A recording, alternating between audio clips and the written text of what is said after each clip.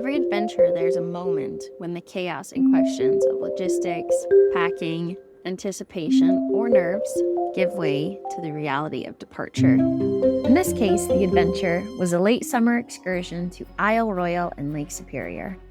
The plans we penciled in over months of preparation were about to go down in ink.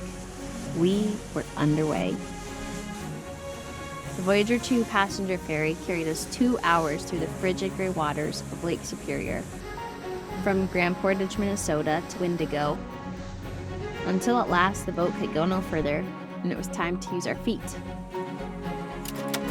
Day 1 took us through brushy valleys full of soon-to-be dreaded thimbleberries to the tops of these windswept ridges. I love the energy I have on the first day of a backpacking trip.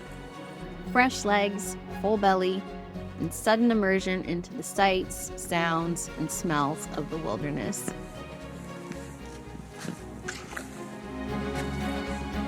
By evening on the first day, we were settled in at the Feltman Lake campground, slipping into a rhythm of camp life where time revolves around food and filtering water. Well, for most of us.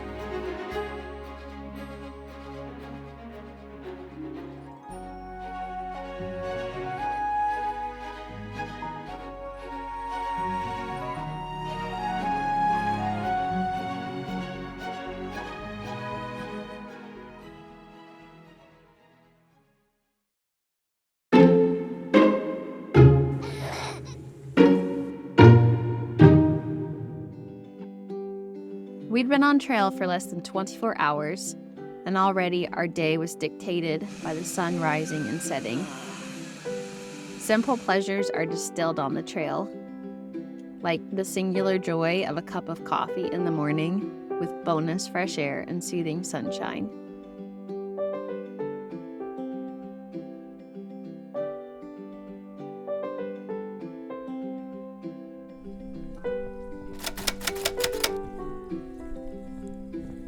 One of my favorite things about backpacking is the simplicity of the task.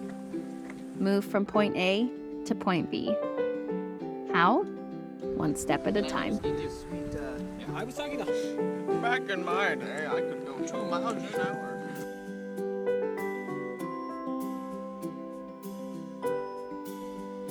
Doesn't take long till my brain relaxes, roaming the wilderness within and without. And I find the relentless pace of my thoughts, my time, my to-do list start to slow down.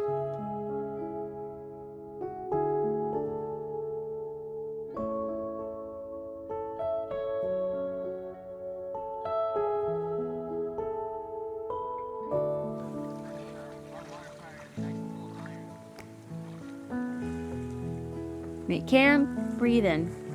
Filter water, breathe out. Recall that I am a wild animal in a wild world.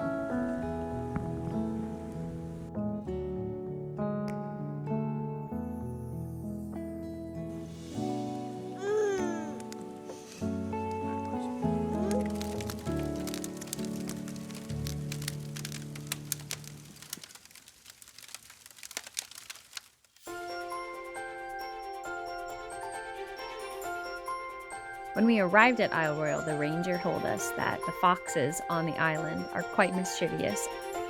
I felt like I was walking into a dream when I spotted this curious little friend frolicking across the trail to our campsite with some poor hiker's sock in his mouth.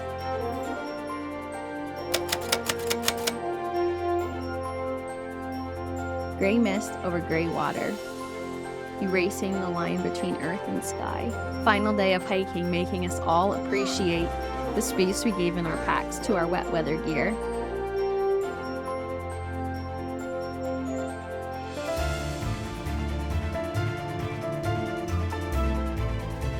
The change of scenery is nice, a welcome break from interminable thimbleberries.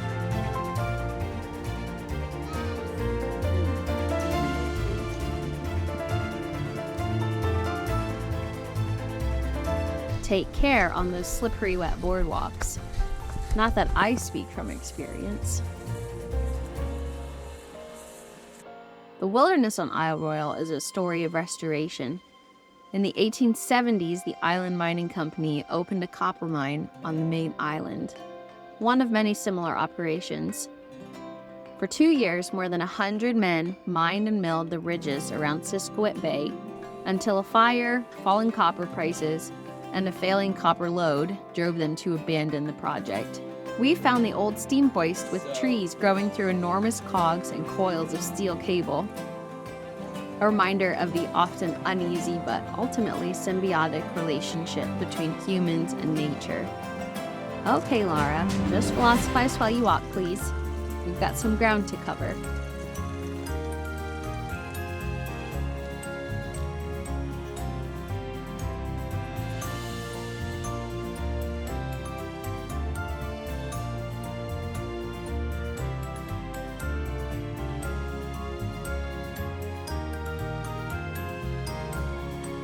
But if there's anything to match the energy of the first day on trail, it's the energy of the last day. Open ridges, thick forest, a dreaded tunnel of thimbleberries. More tired and sore, but single-minded in the pursuit of our final destination, the Washington Creek Campground at Wendigo, and hot showers at the Visitor Center. Bear with me. I'm going to philosophize while I walk again. I've been thinking about the reason why we seek out the wilderness and these challenges when we constantly crave convenience and comfort. I think a piece of it is relief. I want to escape from the cluttered landscape of civilization, the background noise of technology, and even the chaos of my own thoughts. Another piece is appreciation, a chance to access and enjoy beautiful things and breathe clean air. But the main reason I come back to it again and again is connection. Connection to an ecosystem that I'm a part of. Connection to myself, my capacity and capability. And connection to everyone I share these memories with. Supporting each other through the ups and downs. And the trial of the thimbleberries.